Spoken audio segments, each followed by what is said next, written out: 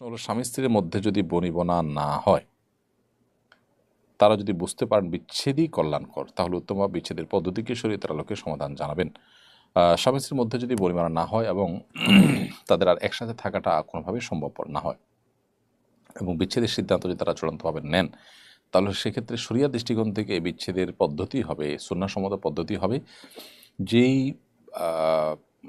তাদের স্ত্রীর মাসিক পার হওয়ার পর পবিত্রতার যে পিরিয়ডটা শুরু হবে, সেই পবিত্রতার সময়কালের মধ্যে কোনো প্রকার শারীরিক সম্পর্ক করা ছাড়া একটি তালাক দিবেন। বাস এই অবস্থা ছেড়ে দিবেন, ছেড়ে রাখবেন। এরপরে এক মাস যাবে, দ্বিতীয় মাস যাবে, তৃতীয় মাস যদি চলে যায়, তখন অটোমেটিক তাদের মধ্যে আপনার সম্পর্ক ছেদ হয়ে যাবে এবং এভাবে তালাকের মধ্য দিয়ে সম্পর্ক যে ছিন্ন হলো, এরপরে স্ত্রী যে কোনো জায়গায় বিবাহ বসতে পারবেন, স্বামী অন্যত্র বিবাহ করলেন।